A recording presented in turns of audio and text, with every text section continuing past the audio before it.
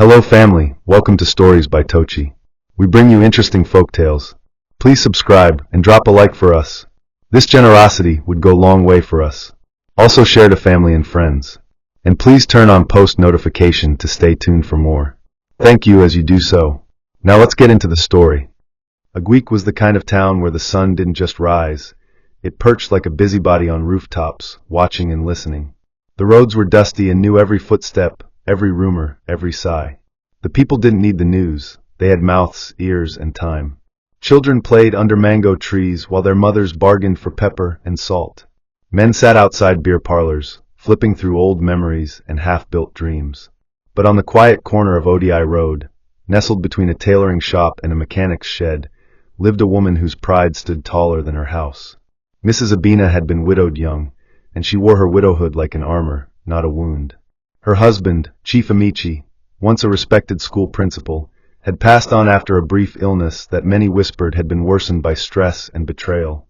Abina had two things left from that marriage: a modest bungalow and her son Tocci, her treasure, her headache, her one remaining project. People in Agweek often said, "If Abina no raise that boy well, nath undergo judge am." She raised him with iron fingers and constant expectations. No room for softness. No space for foolishness. But life, as always, had its own script. Tocci was a boy with kind eyes and restless feet. In his early 20s, he carried a mix of charm and confusion, like a song that couldn't decide its melody. He had his father's intelligence but not his discipline, his mother's fire but not her patience. He had jumped from university to a local diploma course, failed to finish, then tried photography, trading, bus conducting, and for a brief spell online sports betting. Nothing stuck. His room was often filled with empty food cartons, folded CVs, and loud music playing from a cracked Bluetooth speaker. Abina shouted at him daily, cursed him some nights, prayed for him on others. She would say, "Your mates are sending money home. You're here eating indomie and dancing azonto." But the truth was more complex than either of them would admit. Tocci had dreams, real ones, but dreams in Agweek came with roadblocks. Nepotism, low job opportunities, and the ever-rising tide of who do you know kept many smart people trapped. He would go to interviews with hope and come back with silence. Still, Abina refused to let him give up. Even as she insulted him, she was saving to help him find his feet. Her version of love was coated in pressure, not sugar. Then, just as suddenly as things fall apart, something seemed to piece itself together. It began like a whisper behind the market stalls. Tocci had landed a job. A real one. Not a shopboy gig or a cousin's spare business. He had been offered an administrative position at Primagro, a medium-sized agricultural company that supplied export-grade cassava and palm oil. The kind of job that came with an ID card, a modest salary, and dignity. Agweek's rumor mill took no time. "Tocci don hammer," someone said near the meat section. "I see him enter office with shirt tuck-in," said another, holding a loaf of bread. Abina was stunned but pleased. Her son was finally moving forward.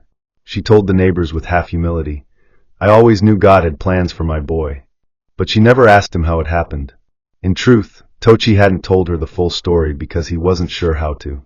There were too many layers, too many moving parts, and at the center of it all was a girl she wouldn't approve of, a girl named Gift, whose name he had once whispered like a secret, but now thought of like a prayer. He had met her under the rain. He was stranded, she was serving food. She gave him a seat and a warm plate without asking for anything. That was how the thread began to stitch. Gift was the kind of girl Agweek overlooked. Raised by her grandmother after her mother died giving birth and her father disappeared into the fog of broken promises, she lived on the edge of town where houses had zinc roofs and people shared electricity through long cords. She sold beans and plantain at a wooden stall painted sky blue by a church group 3 years ago. She didn't speak much, but when she did, her words felt like they had been thought through for years.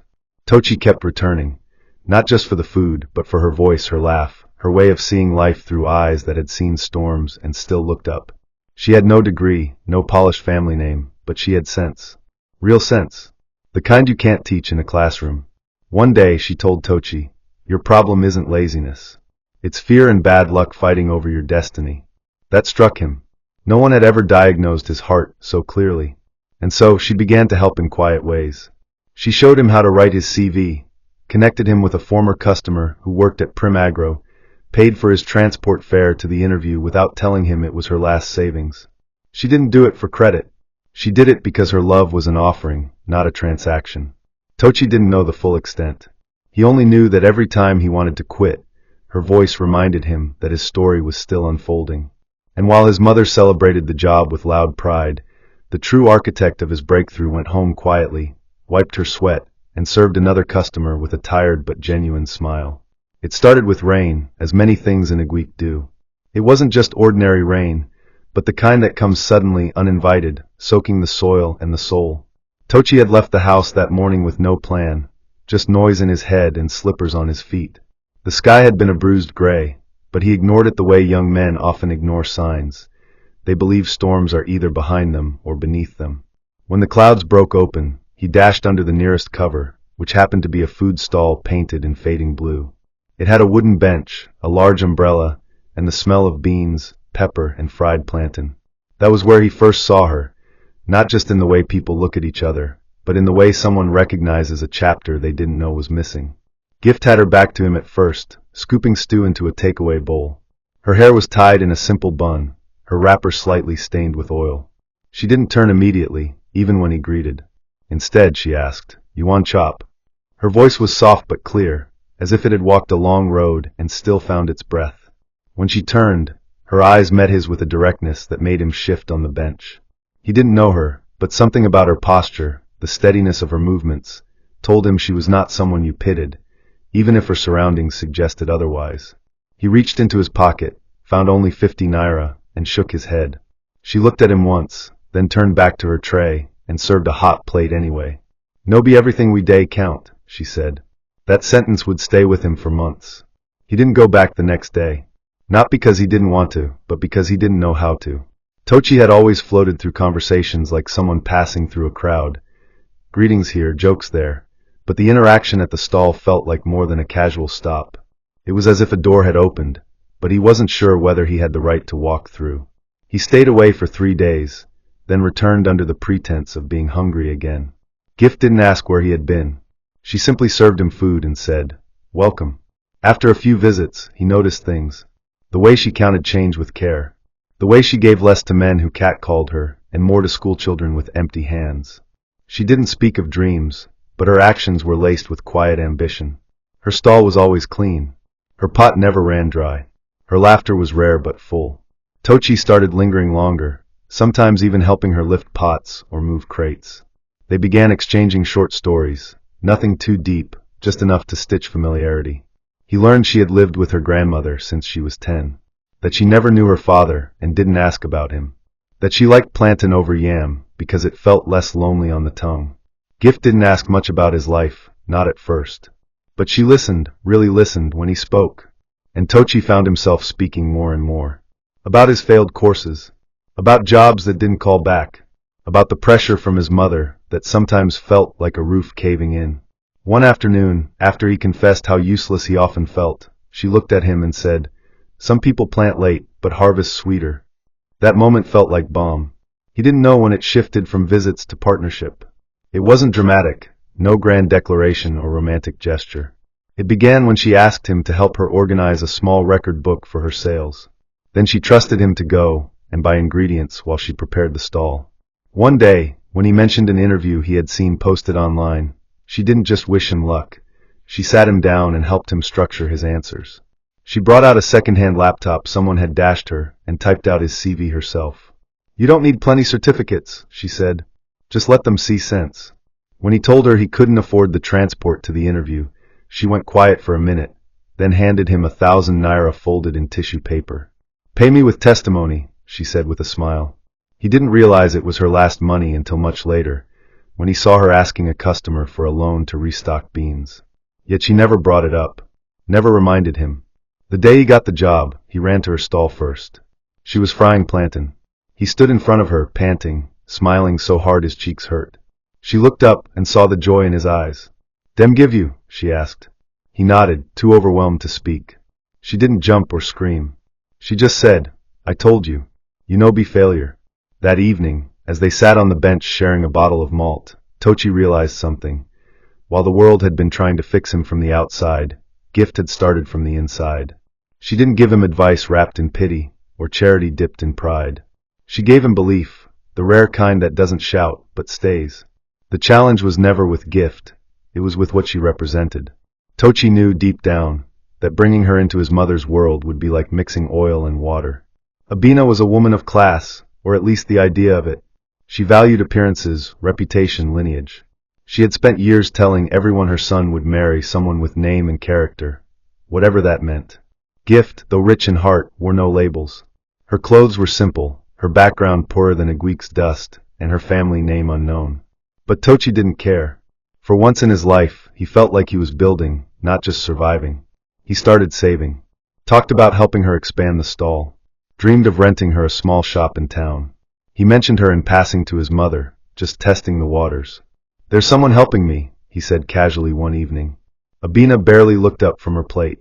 "Man must help himself," she replied. But it wasn't long before whispers reached her ears. In a town like Aguique, it takes only one curious neighbor, one market gist, one wrong smile for silence to break. She heard the rumors. That her son had been eating by the roadside. That he was always with one girl with no father. That she was feeding him more than food. Abina didn't react at first. But inside her, something hardened. Not because she didn't love her son, but because she feared he was tying his future to a girl who had nothing but love to give. In her eyes, love wasn't enough. And soon, that fear would lead her down a road where money became her weapon and pride her compass. Mrs. Abina had heard enough. The murmurs had started as small ripples, gossip whispered between yam sellers and fabric traders, words tossed like pebbles into the muddy waters of her pride. But it wasn't until Mama Kafayet, her closest rival in the market, leaned over the pepper tray and said, "So your Tocci Donde follow that food seller girl like fly follow palm wine," that Abina truly snapped. Pride had always been her armor, and nothing pierced it more sharply than public embarrassment. She didn't say a word in response.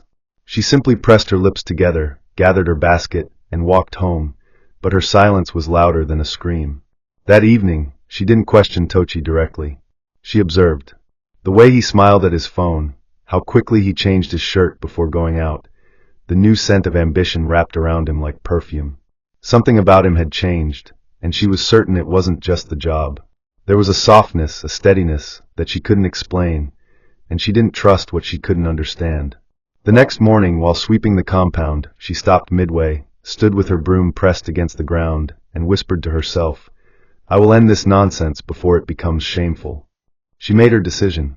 If her son would not come to his senses, she would bring sense to him by removing the root of the distraction. To her, this was not cruelty, it was correction. After all, what kind of mother would watch her son climb a ladder and allow someone from the gutter pull him back down? The morning she chose to go, she didn't tell anyone. She dressed in one of her more expensive wrappers, tied her scarf with careful precision, and placed her brown handbag under her arm like a briefcase of battle. She asked a passing boy for directions to the food stall where gifts sold, though she already knew the place. Abina had walked past it a few times, pretending not to notice the girl with the soft smile and stained apron. When she arrived, Gift was serving a man in a mechanic's uniform. Her hands moved quickly, her attention fixed on her task. Abina didn't say a word. She stood a few feet away, waiting like a shadow. When the man left, Gift looked up, slightly startled, but offered a polite greeting. "Good morning, Ma," she said, with a respectful tilt of her head. Abina didn't reply. Instead, she looked her over slowly, from her headscarf to her worn sandals, and then gestured toward a plastic chair near the back of the stall. "Sit," she commanded. Gift hesitated. The woman didn't smile, didn't blink.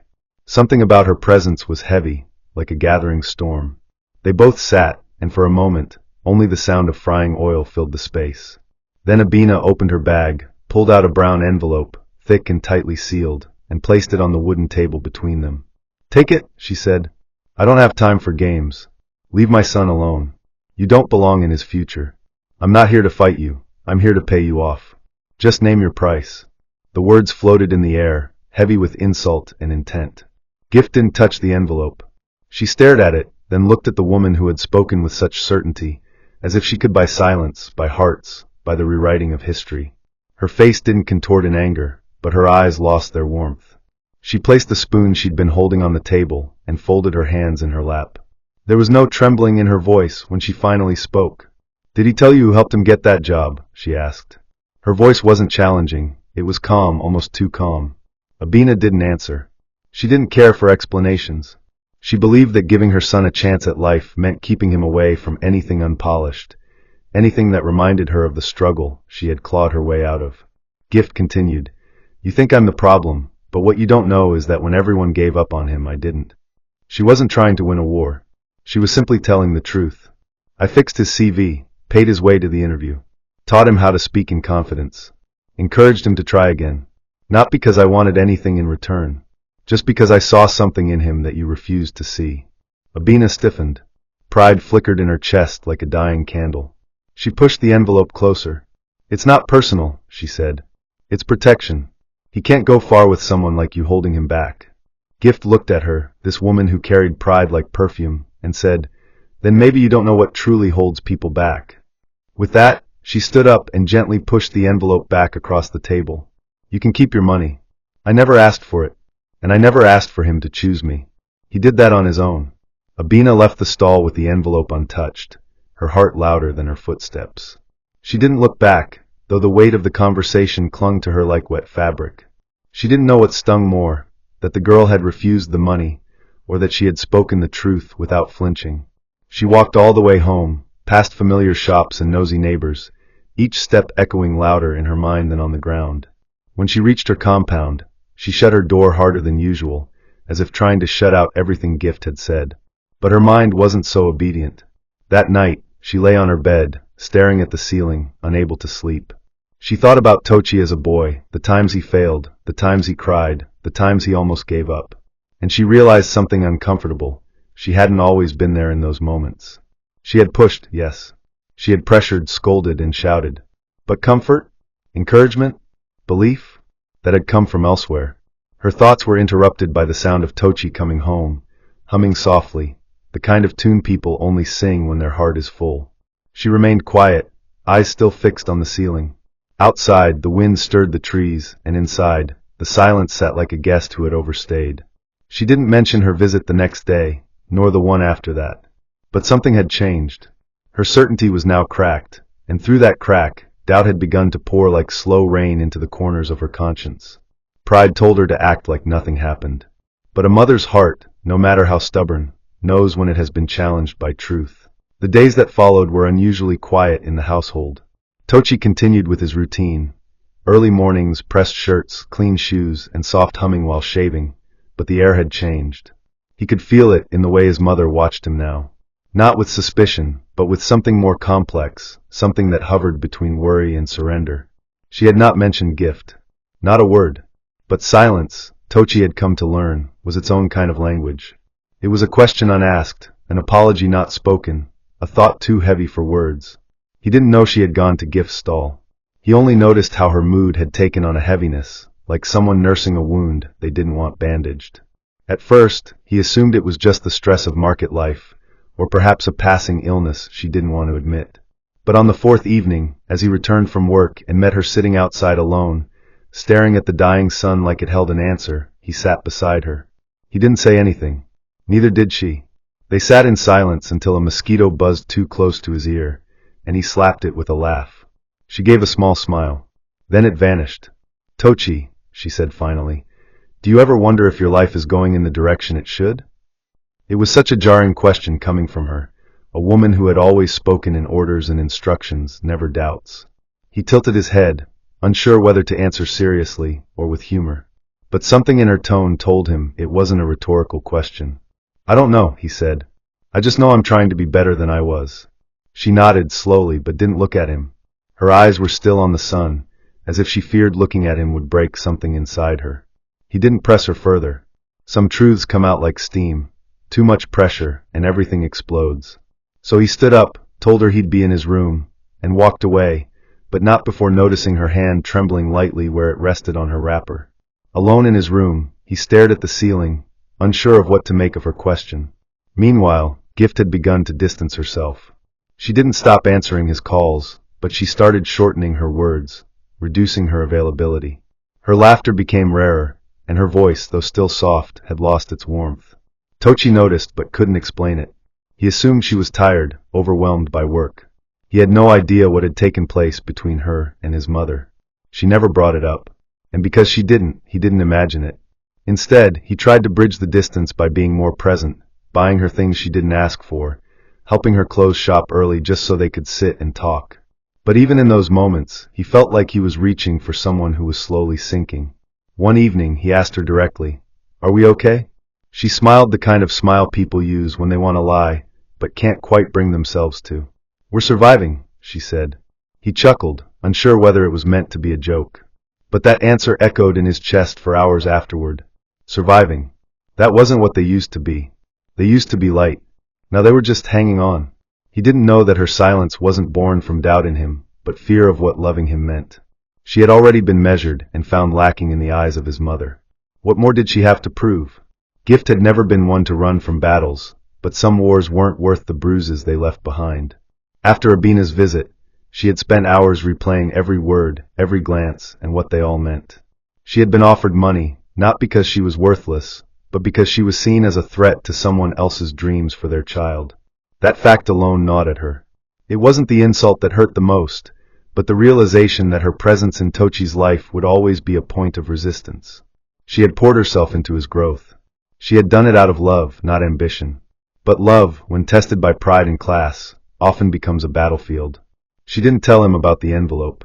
She didn't want him to choose sides. She didn't want to poison the purity of what they had. But it became harder to laugh freely, to sit beside him without hearing his mother's voice in her head. "You don't belong in his future." The words were like a shadow she couldn't shake. And the truth was, she believed Tocci could rise. He had already started. He was becoming the kind of man who could enter rooms without shrinking. And maybe, just maybe, she was the anchor holding him back, even if he didn't know it. That thought terrified her. Because if she stayed and his world began to crumble under societal pressure, it would all come back to her. And if she left, she might never find a love so deeply rooted in understanding. But what do you do when love feels like a debt someone else expects you to pay with your self-worth? One afternoon, she sat with her grandmother, peeling cassava under the mango tree behind their house. The old woman, blind in one eye and sharp in both ears, spoke without turning. "You've been quiet." Gift smiled faintly. "I'm always quiet." Her grandmother chuckled. "But not like this. Your quiet has started smelling." Gift said nothing. She kept peeling. The knife in her hand scraped against the thick skin of the cassava, revealing the pale interior. Her grandmother leaned back, resting her back against the trunk. "You're worried about a man," she said matter-of-factly. Gift stopped peeling. "It's not about the man," she said after a pause. "It's about what comes with him." The old woman nodded slowly. "A man is never just a man. He carries his people with him. His blood, his shadows, his noise. If you can't live with all of that, then you can't live with him." That sentence lingered like incense. That evening, Gift closed her stall early. She watched the sky grow darker, not just with nightfall, but with something she couldn't name. The following day, she began giving away her leftover food. She smiled more at customers, but her eyes were far. People noticed, but nobody asked questions. In Aguique, people often pretend not to notice heartbreak unless it spills on the road. Tocci came that evening, joking about the market, teasing her about her headscarf. She laughed, because that's what you do when you want to hide pain. She told him he looked tired, offered him a plate of food. They ate. They laughed. And when he left, she stood in the doorway, watching him walk away. Her eyes held a storm she would never speak of. Her hands, calloused from work, trembled slightly as she reached for the curtain. She closed it gently, then sat on her mattress, staring at the brown envelope she had hidden under her clothes. The same one she had never returned, never opened, but still couldn't bring herself to throw away. The morning Gift left Aguique. The town didn't notice. It was a quiet exit, the kind that doesn't stir dust or call attention. Her food stall, normally alive with the aroma of fried plantain and stew, stood empty, its blue paint flaking in silence. A note had not been left. Her pots were gone, her wooden bench missing. Only the rusted nail where her apron once hung remained. Tocci arrived at the stall like he always did on Saturdays, with bottled malt in one hand and a new joke on his lips. But when he saw the empty space, a strange stillness wrapped around him. He stood there for minutes, blinking as if the air would rearrange itself and Gift would reappear behind her table, scolding him for being late. When she didn't, he asked a woman at the next stall if she had seen her. "She lock up since morning," the woman said, barely glancing up. "No talk, just pack go." "Now early," she comment. Tocci's fingers gripped the malt bottle tighter, as if doing so would steady his thoughts. He didn't understand. There had been no fight, no warning. He pulled out his phone and dialed. It rang, then rang again, and again, until the voice that answered was recorded and cold. He sent messages. Where are you? Is everything okay? Please just say something. The tick stayed gray. Time passed, but no reply came. By evening, confusion began to taste like fear. His heart itched with questions that refused to sit still. And somewhere deep inside him, an unspoken dread began to grow. The next few days were a blur of half-sleep and unanswered calls. Tocci returned to her house, knocked on the door, spoke to neighbors, even visited the local bus park hoping someone might have seen her leave. Nobody could give him anything solid. She just go, was all they said. No carry plenty load. Just small bag. That was what hurt the most, how small the departure was. Like a bird flying out of a cage left open. No ceremony, no sound. Tocci replayed every conversation he could remember. Had he said something wrong? Had he failed to notice she was hurting? But each memory only reminded him of her smile, her gentle patience, the way she had always listened more than she spoke. In the evenings, he began sitting on the bench they used to share, hoping somehow the wind would bring her scent back, or maybe the stars would spell out a message from her. But the sky remained mute. His mother noticed the shift. She said nothing directly but dropped small comments, pretending they weren't stones. Sometimes people disappear because they were never meant to stay, she muttered one afternoon while folding laundry. He didn't answer. He knew, now more than ever, that she had something to do with it. The way her eyes avoided his. The way she became too helpful, too pleasant. She was hiding something. One evening, when the air was too thick with silence, he confronted her. Did you go to see her? Her hands, busy peeling yam, paused midair. For a moment, she didn't respond. Then she continued peeling. I did what any mother would do, she said. I protected you. The yam skin dropped to the floor with a quiet slap. He didn't raise his voice, but his words were sharp. No, you chose for me. And you chose wrong. The argument didn't escalate. There were no shouted insults or doors slammed in anger. Just a long silence that neither of them knew how to escape. Tocci didn't speak to her the next morning. He left the house earlier than usual and didn't return until the sun had dipped behind the hills. He went back to the food stall, hoping it had all been a temporary disappearance. But the space remained vacant, like a wound refusing to close. The following day, he received an unexpected visitor, Mama Chinyere, the old woman who sold okra and ground crayfish near Gift's former stall. Her voice was coarse but kind. You be that boy Tocci abi? She asked, standing at his gate with a small nylon bag in hand. He nodded, wary. She handed him a folded piece of paper. She give me before she comet. Say make I pass empty you when I see you. Then she left, as quietly as she'd come. Tocci stood there for a long time, afraid of what the paper might hold. His hands trembled slightly as he unfolded it. The writing was hers, neat, deliberate. The letter didn't begin with hello. It began mid-thought, like she had already been speaking in her heart long before putting pen to paper. I didn't leave because I stopped loving you. I left because love alone wasn't going to be enough, it read. Each sentence peeled back a layer of her decision, like skin from a fruit. She spoke of the pain she had hidden, the conversation with his mother, the money offered. She hadn't spent it. She had never even opened the envelope. I kept it not as proof of her cruelty, but as a reminder of what I'm not willing to become. The letter continued with a mix of sorrow and finality. She told him she had forgiven his mother, not because she deserved it, but because anger was too heavy to carry where she was going. She said she believed in his future, believed in who he was becoming, but that she couldn't continue holding his dreams in one hand and defending her worth with the other. You deserve peace, and I deserve dignity, she wrote. She mentioned nothing of where she was going, only that it was a place where her name wouldn't be attached to pity or suspicion. She ended the letter with a simple line. Some love stories are not meant to be finished. They are only meant to be true. Tocci read the letter twice, then a third time, then folded it carefully and placed it inside his wallet. He didn't cry immediately. He went back to the bench, sat in silence, and watched the dust gather where her table once stood. The wind blew softly, and he imagined it was her voice brushing past him. Not saying goodbye, but simply reminding him that she had been real. And for a boy once lost, that reality had been the compass that turned his life around. In her absence, there were no fireworks, no loud mourning. Just a quiet emptiness that knew her name, and would not forget it. Weeks turned into months, and although life in Aguique moved on with its usual rhythm, women bargaining at the market, children chasing tires down sandy roads, men arguing over football scores under roadside trees. There were certain absences that left quiet fingerprints behind. Tocci no longer stopped by the food stalls near the bus park. He didn't stroll through the shortcut behind the church where Gift's laughter once echoed.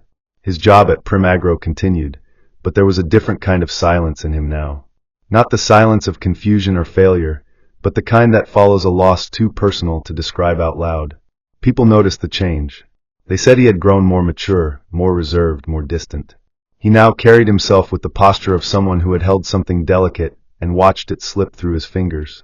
His friends tried to cheer him up, invited him to parties, teased him about finding a new girl. But none of them had been there on the day he received the letter. None of them had seen him stare at the empty stall with eyes that no longer searched for answers, but only remembered what had once been. His world hadn't collapsed, but it had narrowed. His mornings were filled with work, his evenings with long walks, and his nights with thoughts that came and went like uninvited guests. Sometimes he would sit alone in the backyard, replaying their conversations, wondering if there had been a different choice to make, one that would have kept her here. Abina watched her son with eyes that had learned how to see differently. Since the day he confronted her, something in her had shifted. Not suddenly, but slowly, like a house settling into its foundation after a storm. She no longer boasted at the market. Her voice had softened, not in tone, but in intention.